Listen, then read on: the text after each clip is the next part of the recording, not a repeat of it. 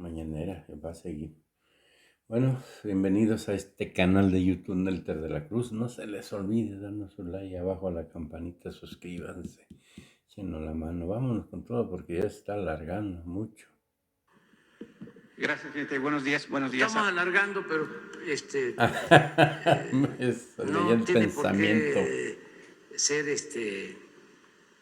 así tan obligatorio, ¿no? O sea, el terminar a las 9. Ahora nos alargamos. Gracias, presidente. Buenos días a la gente que lo escucha y lo ve fuera de las fronteras de México. Presidente, tengo dos temas sobre el estado de Hidalgo.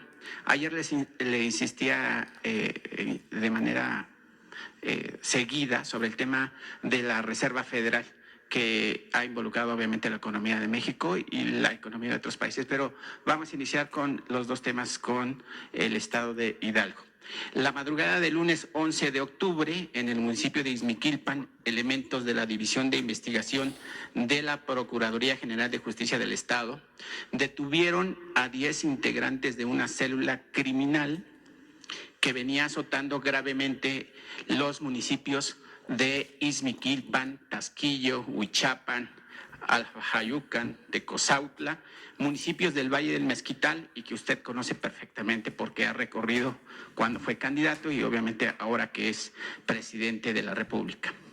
A los detenidos, 6 hombres y 4 mujeres, se les incautó celulares, droga, armas, cortas y largas y vehículos, pero es precisamente en una camioneta marca Kia Sorento con placas del estado de Hidalgo HRB-563-B, donde se encontraban un arma en particular, presidente, un fusil de asalto, un M-16 A4 calibre 5.56 con matrícula 2009871 con la leyenda propiedad del gobierno de los Estados Unidos. Eso, tuve acceso a la carta de la Procuraduría, aquí la traigo, se la podría pasar a Jesús para que usted obviamente la cheque.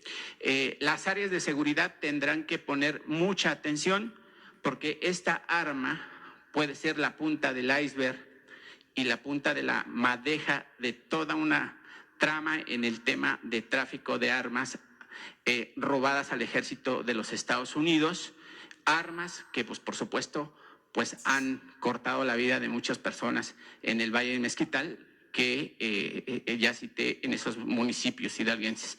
Presidente, en este hecho de Izmiquilpan no es ajeno a lo que sucedió en el municipio de Tula, también en Hidalgo, donde un comando armado liberó del Ceferezo a los 9 internos que todos sabemos.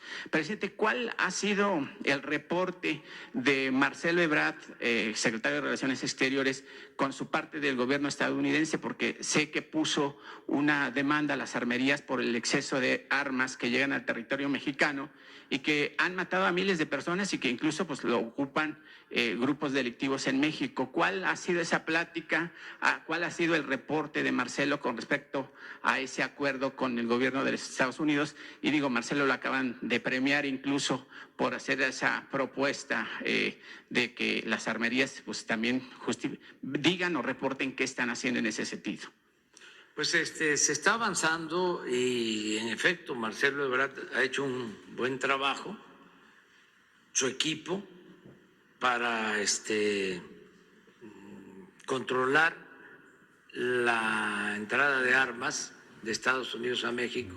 La mayor parte de las armas que utiliza la delincuencia organizada en México provienen de Estados Unidos.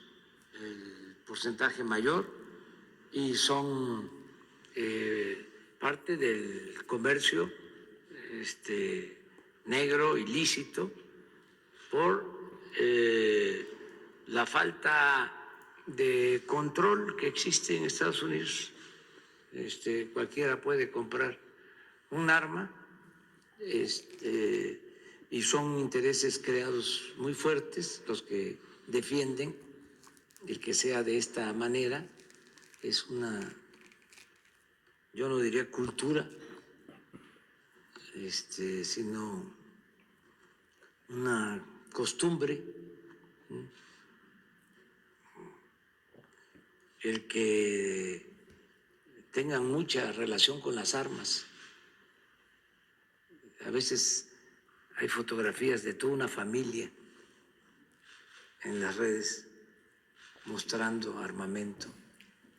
Por eso también mi preocupación, y no vamos a tardar en dar a conocer muy bien lo de los juegos del Nintendo, de cómo se está promoviendo, se hace apología de la violencia y cómo se promueven esas prácticas, ¿no?, violentas en los juegos desde los niños, adolescentes. Y todo eso pues se produce afuera. Son contenidos que se producen en el extranjero y hay que darle atención. Yo le voy a pedir a Marcelo que informe sobre lo que se está haciendo en esta denuncia que se presentó en Estados Unidos, cómo va, a qué acuerdo se ha llegado, si te parece. Sí, presidente, pero también se participaría el ejército, porque finalmente pues existe esa arma sellada con el nombre del ejército norteamericano y bueno, pues ahí hay un problema que involucra tanto al ejército mexicano como, al ejército norteamericano, como las bandas delictivas que pues prácticamente están azotando la seguridad de los alcaldías del Valle del Mezquital, que prácticamente pues también ha subido la delincuencia por el tema del huachicoleo, y usted lo sabe perfectamente, y el gobierno del estado también lo sabe. Sí, con los datos que nos des, se tiene que abrir una investigación sobre esta arma. Lo vamos a hacer. Sí, yo le paso ahí a Jesús la carta que tuve acceso. Y que Marcelo informe sobre lo que se está haciendo.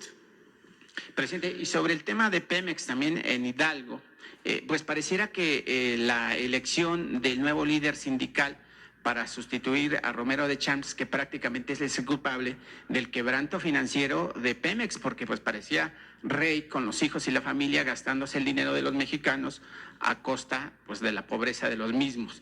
En ese sentido, presidente, allá en Tula, Hidalgo, pues existe un problema con un empleado que se llama Fred Navarro, trabajador obviamente de la refinería, quien lo han sacado de su trabajo, le rescindieron el contrato porque pretendía o pretende ser candidato a líder petrolero. Pero ahí el tema no es que sea líder o no, el tema es que lo corrieron de su trabajo, amenazan a sus familiares y el tema es que son los mismos que siguen teniendo contacto con Romero de Champs, porque pareciera que Romero de Champs sigue teniendo tentáculos dentro de Pemex y pareciera que pues eso no se va a combatir o se está combatiendo por encima, o yo no sé cuál es el papel de Luisa María Alcalde, secretaria del Trabajo, que es la encargada de vigilar los sindicatos y que además, presidente, en la firma del Tratado de Libre Comercio con Canadá, Estados Unidos y México,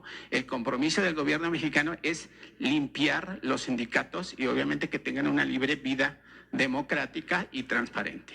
Bueno, nos das también el dato, lo tiene que atender Luisa María Alcalde, lo de los procesos de democratización de los sindicatos son eso. Son procesos, es parte de lo que aquí estamos hablando. Por mucho tiempo existieron esos cacicazgos y hay que combatirlos, hay que enfrentarlos, pero lo tiene que hacer En el caso de los sindicatos, lo tienen que hacer los trabajadores. O sea, porque no lo puede hacer el gobierno, porque entonces caeríamos en lo mismo. Claro. O sea, además, el gobierno no tiene por qué meterse en la vida interna de los sindicatos. Entonces, corresponde tomar la decisión y participar a los trabajadores, y ya lo están haciendo. Pero dentro de del sindicato específicamente, por ejemplo, también está de los telefonistas, No. existen los amigos, los compadres, los cuñados de los delincuentes que se enriquecieron de los sindicatos en los años del PRI y el PAN y que ahora quieren seguir teniendo el poder a base de sus amistades. Pero los caciques duran hasta que el pueblo quiere. Y la libertad no se implora, se conquista. Son procesos. Aquí hemos hablado de eso. Lo que nosotros tenemos que garantizar es que el voto sea libre y secreto para elegir al dirigente del sindicato petrolero. Los trabajadores van a tener su teléfono, ni siquiera van a tener que ir a una asamblea para que los vean. Desde su intimidad van a marcar y ahí van a votar. Secreto. No es como era antes. A ver, tu ficha. ¿Por quién vas a votar? No, claro que existen todavía las prácticas antidemocráticas. Si nosotros ganamos en el 18 y todavía tenemos que enfrentar, bueno, hasta el mismo INE lo tenemos que enfrentar. O sea, pero no por eso ya nos vamos a dar por vencidos. No, hay que seguir luchando. Esa es la utopía, ese es el ideal.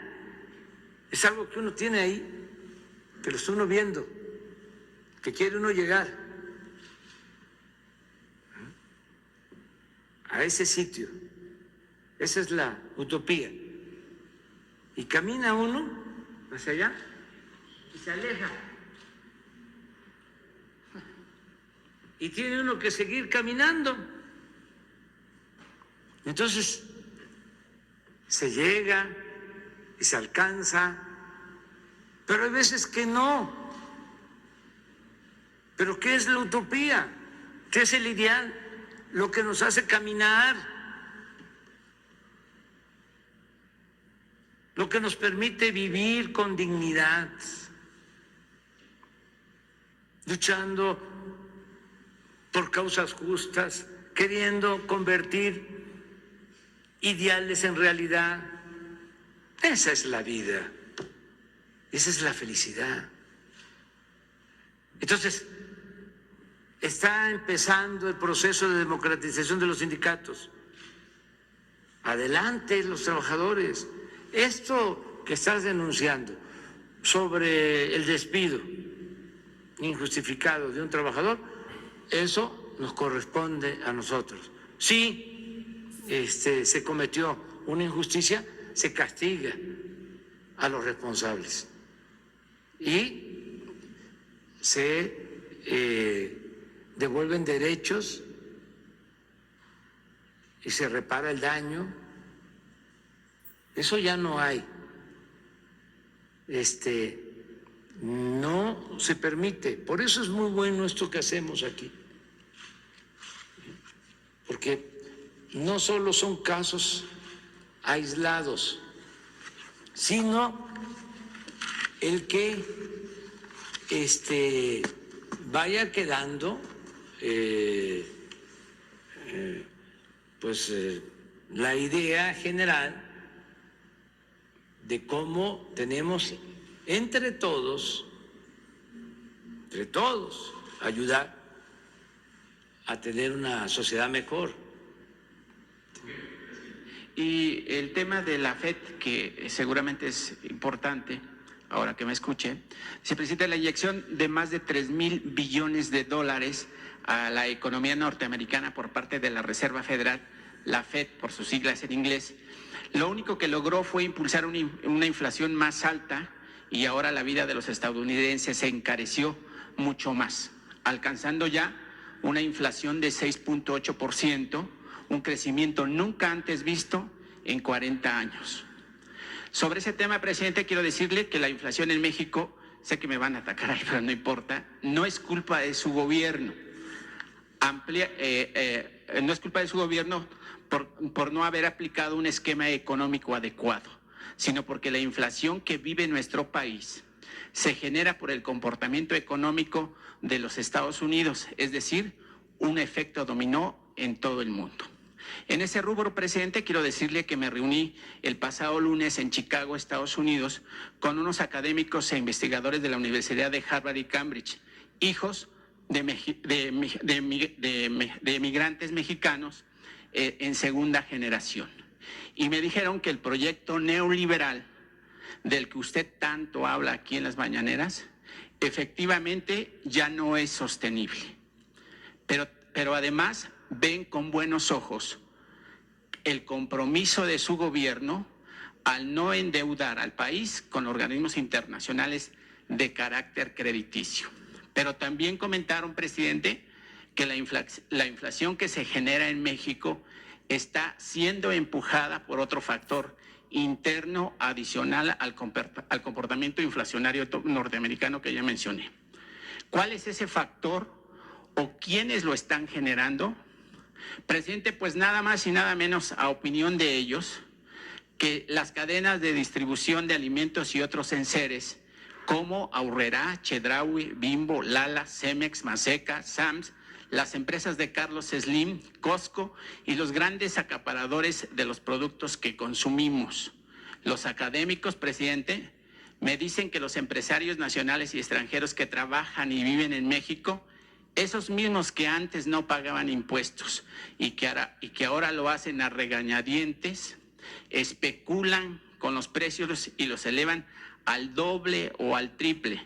Y estos empresarios están ocasionando que la inflación se eleve más de lo normal, pero sobre todo los productos de la canasta básica, además del factor inflacionario norteamericano. Presidente, estos empresarios que siguen pretendiendo lastimar a México, cobran el IVA de manera automática cuando se pagan los productos que todos compramos en los miles de establecimientos a lo largo y ancho del país. Ese cobro de IVA, que son miles de millones de pesos, teniéndolo en sus cuentas bancarias de los empresarios, los jinetean porque no lo pagan de inmediato al SAT, sino que lo liquidan entre 3, 6 meses o hasta en años, como antes en gobiernos del PRI, del PAN y sus aliados. Con ese dinero que es del pueblo, cuando lo tienen en sus cuentas bancarias, lo disponen para pagar sus deudas, realizan otros negocios o simplemente lo sacan a paraísos fiscales del extranjero. Presidente, la propuesta de estos investigadores y académicos en esta materia de las universidades ya citadas, me comentan que estos empresarios especuladores ahora paguen de inmediato el cobro del IVA y de esa manera, pues el dinero del IVA se vaya a las arcas públicas de México y de esta forma se evitaría la especulación de precios y su gobierno, teniendo ese capital, podría generar más empleos de lo que México requiere en este momento. Presidente, ¿qué dice de la propuesta? ¿Qué dice pues de estos empresarios que obviamente usted también pues los ha señalado que no pagaban impuestos y que ahora lo hacen, pero lo hacen pues también a regañadientes? Bueno, en general, bueno, tu planteamiento o lo que ellos opinan. acabo de tener una conversación con el secretario de Hacienda y me hablaba de eso. Ya tienes razón,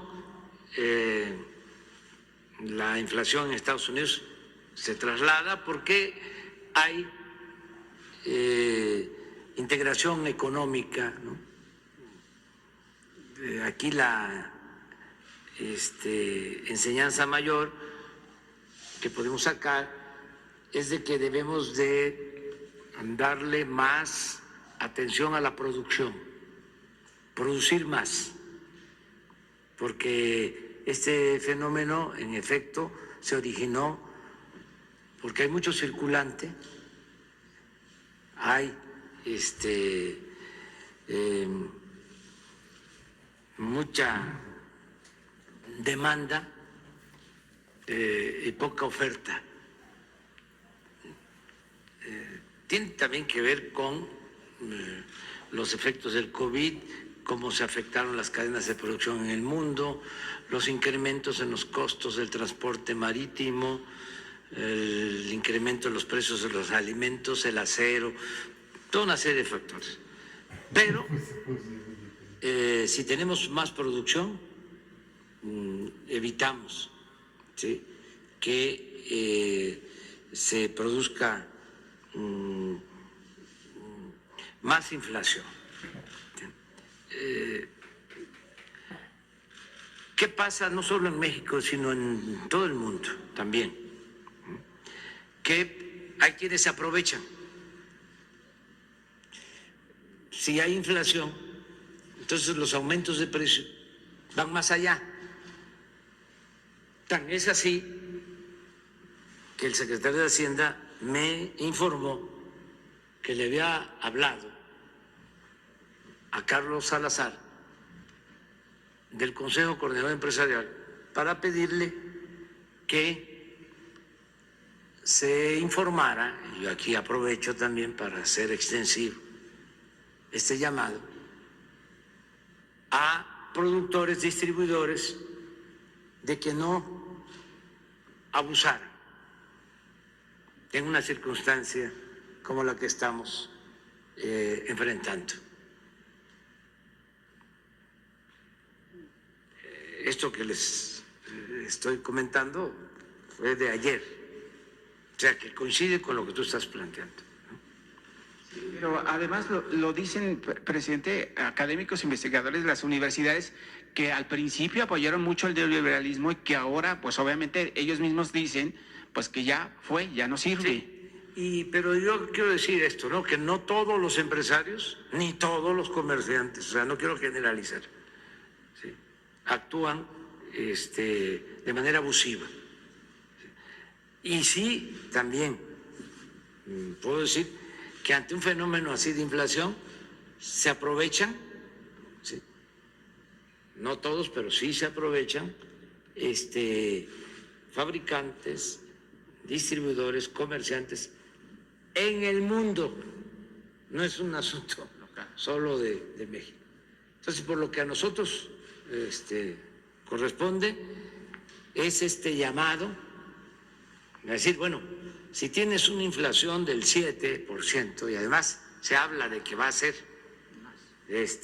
transitoria, todavía no se decide o se define su duración, ¿no? Hay quienes hablan de 6 meses, de menos de 3 meses, 6 meses, 1 año, ¿sí? No abuses. Y si es del 7, ¿por qué aumentas el 20% tu producto? O sea, estás incrementando tus costos, sí, pero no te aproveches, ¿sí?, de la circunstancia.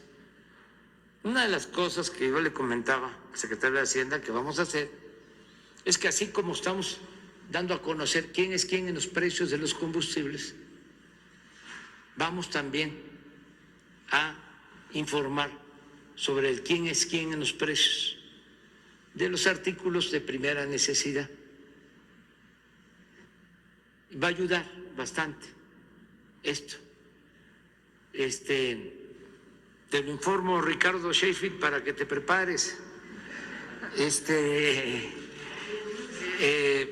Cuando él tenga una información para ver quiénes abusan, o sea, quiénes son ventajosos y quiénes están actuando, pues, con incrementos ajustados a la situación del mercado, ¿no? Ya ahora sí nos vamos a ir. Si saben una cosa, me quedó el compañero, sí. ¿No podrías esperar para que seas el primero el lunes? ¿Qué tal Porque vamos mañana a tener la conferencia en Tabasco. ¿Puedes para el lunes? Y hacemos las listas para el lunes. Sí, pero no. Ya, es que si no se nos va el tiempo. Y no solo somos nosotros, sino que la gente dice, está ya muy largo. Como ahorita. Ya sí, parece ya. simposio. Sí, por favor, el lunes, ¿sí? Pero el lunes.